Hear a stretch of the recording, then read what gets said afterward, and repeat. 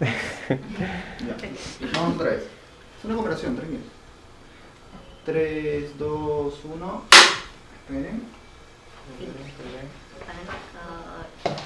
Bueno, yo soy tu directora de arte. Va. Soy la que acomodó el set. Y bueno, me gustan los follitos. Ahora cuéntame de ti. Ya, mi nombre es Andrea Nicole. Nada, vivo en Villa El Salvador. Uso los pronombres femeninos ella o neutros como ella. Estudio psicología organizacional y de la gestión humana en San Marcos. De hecho, le estoy aplicando ahorita y me gusta mucho el aspecto de las percepciones, de las actitudes que toman las personas frente a diversos temas, ¿no? ¿Qué más te puedo contar? Soy de Villa El Salvador, no sé si lo mencioné, ajá, así que del sur. Y justo estamos preparando ahorita acciones por el día del Orgullo, que ya se acerca en un mes. Entonces sí, gracias por la invitación. Tú, gracias por aceptarnos y darnos tu tiempo. Venir desde Villa El Salvador, Dios mío. De verdad yo no sabía dónde vivías. Si no, hubiéramos cambiado de locación. Ok. De igual forma, ¿cuántos años tienes, Nicole? Allá, 24 años. 4 años. ¿Y en qué ciclo estás? No, yo ya terminé. Yo soy la base de 19, o sea, ingresé en 2019 y terminé el 2023. Entonces ya llevo un año y más fuera de la universidad. ¿Y qué tal en el tema laboral? En realidad ha sido un poco complicado, al comienzo sobre todo cuando buscas trabajo, pero ahorita ya estoy en un mejor lugar, incluso recién me acaban de renovar o sea, me acaban de poner recién como trabajadora, pero sí ha sido muy duro, ¿no? Porque hay experiencias que no es que sea responsabilidad entera de la organización, sino también de cómo yo afronto situaciones con terceros, ¿no? Bueno, con empresas terceras, en las que es complicado a veces lidiar con algunos acontecimientos que pueden ser graciosos, pero porque son vivencias que nadie nos enseña a cómo sentirnos, pues, ¿no?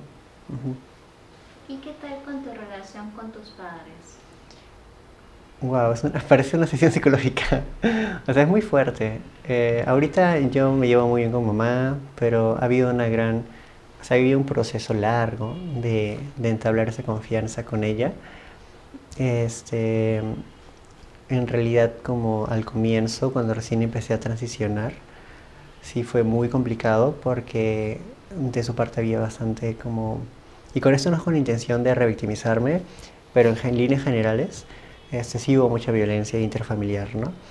Eh, Incluso, o sea, pasó creo que más de un año en el que no había un buen vínculo con ella y como que yo me alejaba de la familia en general, ¿no? O sea, o sea, había una exclusión de su parte, de la familia y también de mi parte misma, porque no era un lugar seguro o que yo concebía como seguro. Entonces, ella luego, poco a poco, como que comenzó a negociar su forma de pensar, y ya como que nos empezamos a llevar mejor. Y resulta que ella había ido a un psicólogo de su trabajo, que le había ayudado, pues, a entender, ¿no?, la diversidad desde las miradas trans para que ella también se sienta más en conexión conmigo. Y además que convivíamos, ¿no? O sea, yo vivo con mi hermano y con mi mamá, entonces es una familia nuclear bien pequeña. Entonces sí o sí nos veíamos todo el tiempo. Entonces ya te imaginarás lo incómodo y violento que era vivir ahí con la persona que es una persona violenta, ¿no? Pero ya cambió bastante ella. De hecho, es el único vínculo familiar con el que realmente estoy más cercana, pero ha pasado un buen proceso como de adaptación y de transición del mismo vínculo como madre e hija, pues, ¿no? Ahora ya normal, ella se fue del país, yo me quedé acá trabajando, pero, o sea, la relación es muchísimo mejor y es muy respetuosa y es muy amable. ¿Y tu hermano vives aún con él? Sí, es como mi roomie, o sea, con él comparto el piso. Y sí me llevo bien con él, igual él está en sus cosas, yo con las mías. Típica relación de hermanes en las que no hay tanta cercanía, pero sí hay como presencia, ¿no? Como que hay validación, pero no es que seamos mejores amigues, ¿no? Ujú. Esperemos, esperemos.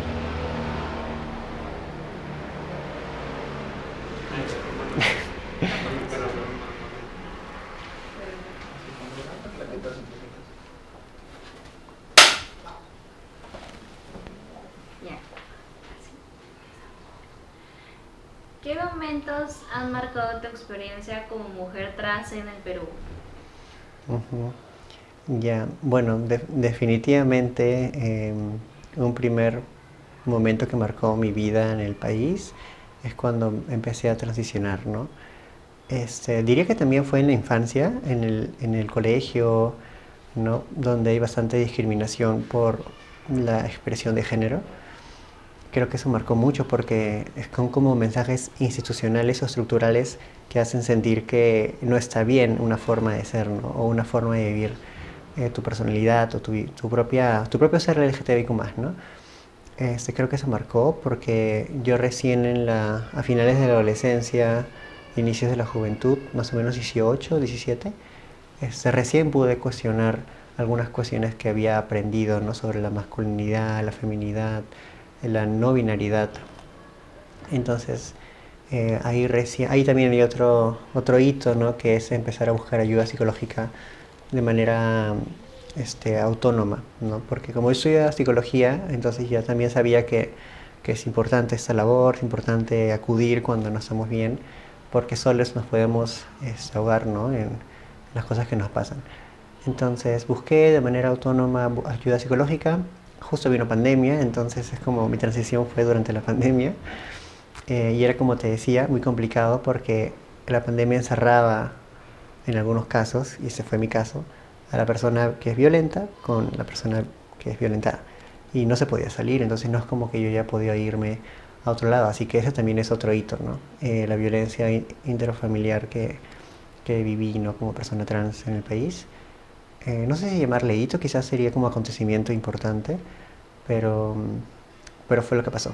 Y bueno, otro hito quizás fue cómo afronté salir de la universidad como persona trans, porque ha sido, ha marcado muchas cosas que sí se pueden tomar como discriminación, pero que a nivel legislativo es complicado estructurarlo porque no hay una ley integral trans que nos proteja. Em, y a nivel público hay vacíos, ¿no? Entonces, por ejemplo, para darte algunas miradas, este, por ejemplo, cuando quise salir como egresada, se hicieron muchas problemáticas porque la psicóloga no sabía qué era ser trans, no se veía qué era ser no binaria. Y para salir de la universidad tenías que pasar con una psicóloga que te evaluaba, ¿no? Para saber que también estás en tu salud mental. Y cuando me atendí, yo había ido por un tema diferente y cuando llegué a las sesiones, porque fueron más de una, que yo pagaba de hecho, que te hacían pagar, me empezaba a tratar como si el problema fuese mi identidad, cuando el problema no era mi identidad, el problema era la respuesta del entorno, ¿no? Entonces, y hubo una sesión en la que ella como que se entrampó, como que no sé qué le pasó, pero empezó a hablarme de su religión, empezó a hablarme de que no debería yo usar un nombre distinto al de mi DNI porque es algo legal, que yo igual debo hablar con ese nombre. Y era sumamente discriminatoria la forma en cómo estaba llevando la sesión. Es más, hubo una sesión en la que creo que la mitad de la sesión yo le estuve dando cátedra de qué es ser una persona trans para que ella me pueda entender. Entonces era como súper complejo porque no es la idea de una sesión terapéutica, ¿no? Porque en lugar de que me dé tranquilidad, me da ansiedad. Y eso es un peligro a nivel de la salud mental.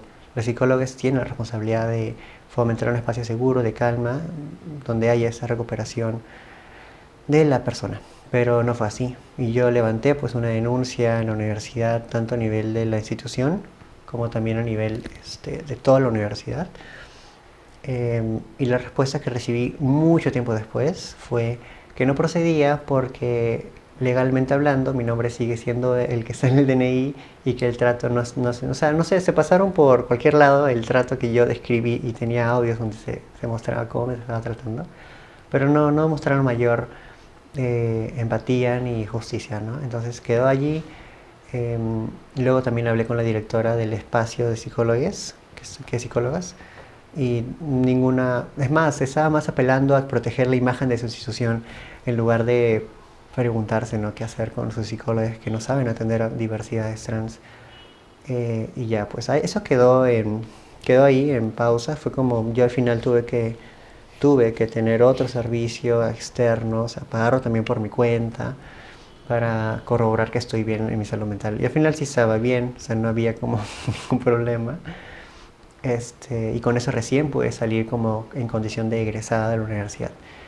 Y fue horrible porque la institución se aseguraba a nivel normativo que estaba cumpliendo con sus procesos para que no haya ningún índice de discriminación. Pero si tú lo lees, bueno, yo cuando lo leo general es como, ¿por qué no estoy teniendo un proceso aparte si también soy alumna regular, ¿no? Entonces no debería ser así, en mi opinión, ¿no? O sea, buscar un servicio del doble de caro al de que me da la universidad solo porque el personal no está capacitado. Es totalmente fuera de lugar, pero ahí quedó. Esa fue la universidad. Y luego también para sacarme de bachiller, que sigue en proceso, también hubo más de un impasse porque no sabían reconocer que era una persona trans, y que por ende mis nombres no iban a coincidir. Y en lugar de que su, su abordaje fuese desde el respeto, desde la pregunta, era más desde el señalamiento y la observación administrativa, ¿no? Que es muy cuadriculada, ¿no? En el que si no coincide simplemente no procede. Y luego yo tenía que hacer ese esfuerzo de sobre explicar o ponerme en modo de pedagoga para que me entiendan y no haya observaciones en el trámite de un título, ¿no? De bachiller. Entonces sigue en proceso, así que esos han sido obstáculos que han pasado a nivel universitario. ¿Cuál ha sido el mayor obstáculo que enfrentaste en tu proceso de transición? Bueno, además de esos, y además del familiar que te mencioné, creo que un tema del que ya no se está hablando tanto es el acceso a las terapias de reemplazo hormonal, que en sí es muy difícil poder acceder a ellos a nivel del país actualmente porque hay desabastecimiento. Hay desabastecimiento de medicinas a nivel general, pero en el caso de población LGTBIQ+, específico en personas trans o no binarias, solo existe una norma técnica que de alguna forma se puede usar como para ampararnos en esa norma y acceder a la terapia de reemplazo hormonal, ¿no? Esa norma en realidad fue creada para la población de mujeres trans en función de prevenir el VIH en los años, hace muchos años. El punto es que actualmente ya no tiene esa misma actualización porque, o sea, yo por ejemplo en mi caso soy una persona trans no binaria, o sea, una transfeminidad no binaria, entonces no exactamente estoy en esa población según lo que dice la norma técnica, pero igual necesito eso, o sea, igual he decidido, ¿no?, acceder a esas hormonas. Y lo que está pasando es que no hay estradiol, ¿no? No hay espirulactona, ¿no? La primera de ellas es, por ejemplo, para que tu cuerpo pueda desarrollar ciertas características consideradas femeninas. Y los bloqueadores, que es la espirulactona, justamente es para bloquear la producción de testosterona en el cuerpo. Entonces, una vez que tú inicies ese tratamiento, esa terapia, debería haber una continuidad porque es un tema hormonal y creo que quizás aquí nos entendemos más entre feminidades porque las mujeres cis tienen constantemente una relación con los cambios hormonales que es más visible. Y en el caso de mujeres trans o transfeminidades no binarias, también hay cambios muy visibles a nivel de las hormonas. Y imagínate que de la nada te cortan ese abastecimiento. Obviamente tu cuerpo va a cambiar otra vez. Y esos cambios hormonales afectan a nivel de cómo te socializas, a nivel de cómo te sientes. Entonces, termina siendo al final una desventaja el que el Estado no asegure que podamos acceder a estas de manera continua, irregular y responsable. Actualmente no hay ninguna de las dos, entonces es como quien puede, puede, ¿no? Lamentablemente. Y ahí caemos en un tema de privilegios, en el que lamentablemente la salud para personas trans es un privilegio y no todas podemos acceder a ese tipo de terapias, ¿no? Y bueno, eso solamente por mencionar a mujeres trans, en mi vivencia, pero no estamos hablando de masculinidades trans, no estamos hablando de no binaridades en general en su diversidad, porque para ellas no hay una norma técnica. Entonces es más privilegiado acceder a terapia de reemplazo hormonal. ¿Has sentido que tu identidad ha sido cuestionada en espacios como el trabajo, la salud, la familia? Sí, totalmente. Bueno, ya hemos pasado como que he hablado del trabajo, de la familia. Bueno, que quizás en el trabajo puedo profundizar un poco más, pero en el tema de la familia ya te conversé, ¿no? Básicamente esto. De hecho, hace poco nada más también hubo otro problema que es a nivel ya más paternal. Como no vivo con él, entonces sí hay como a veces impases en la forma de respetar y no violentar a partir de mi identidad de género, ¿no? Y bueno, lamentable, pero son cosas que pasan todavía. A nivel de salud es lo que ya te conté.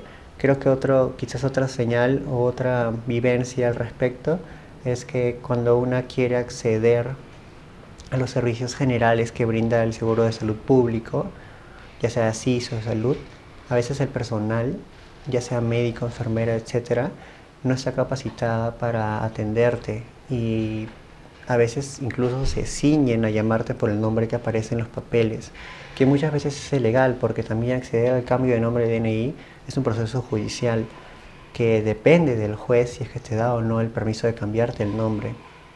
Entonces muchas mujeres trans o muchas personas trans no tenemos el cambio de nombre legalizado en el DNI. Entonces, ¿qué pasa? Que cuando vamos a atendernos al médico o a alguna cita con obstetra o con cualquier cosa, se tratan con el nombre que aparece en el papel, que es el del DNI, y no se corresponde al que quisiéramos que usen por respeto a nuestra identidad.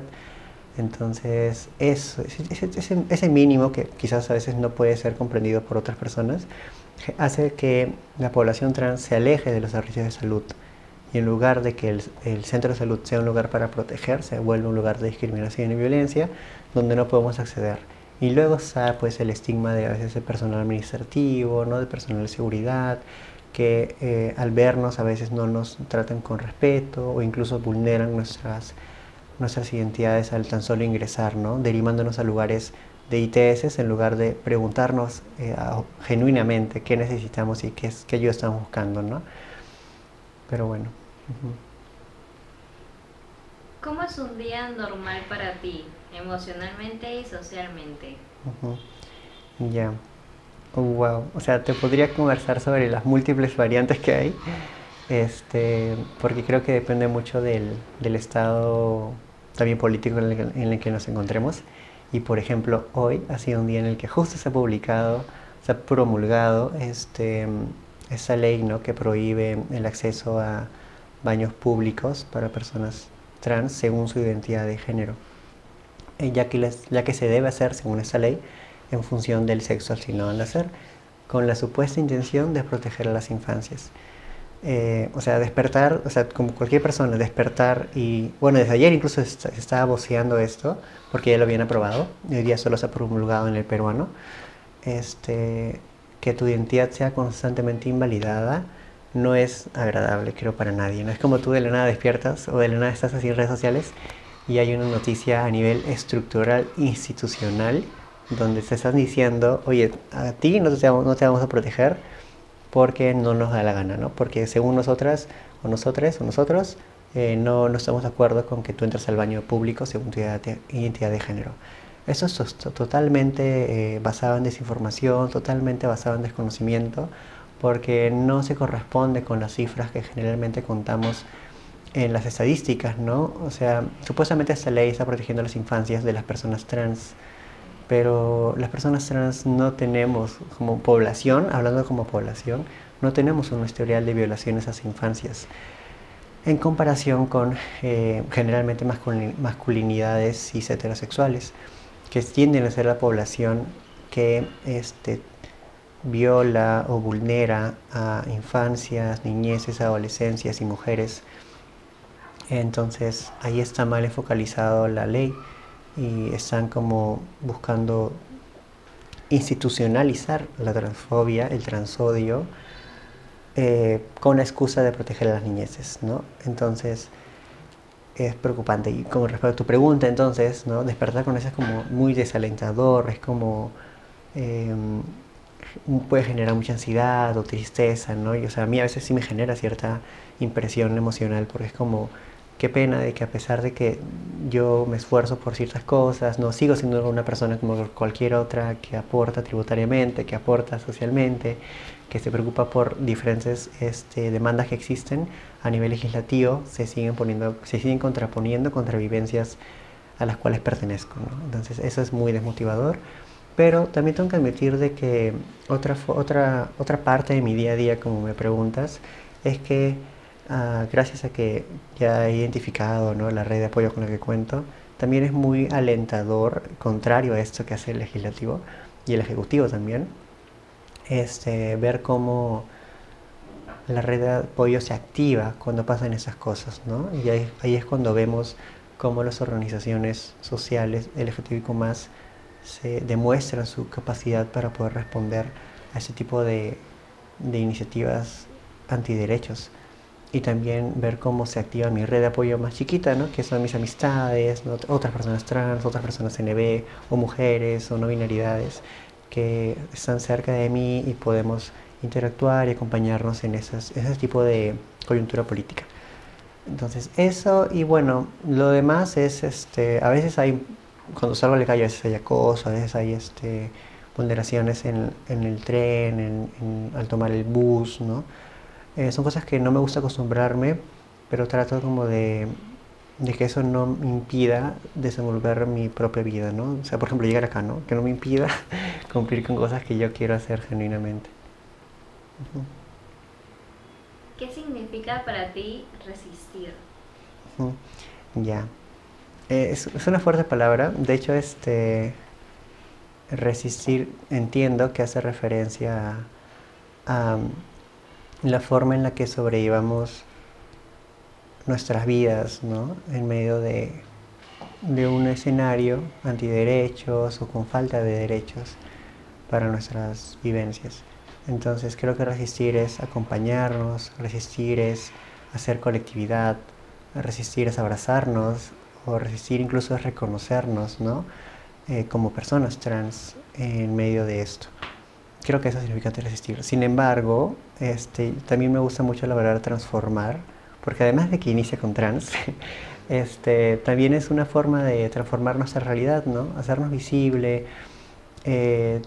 hacer colectividad trans, formar acciones en conjunto, comunitariamente.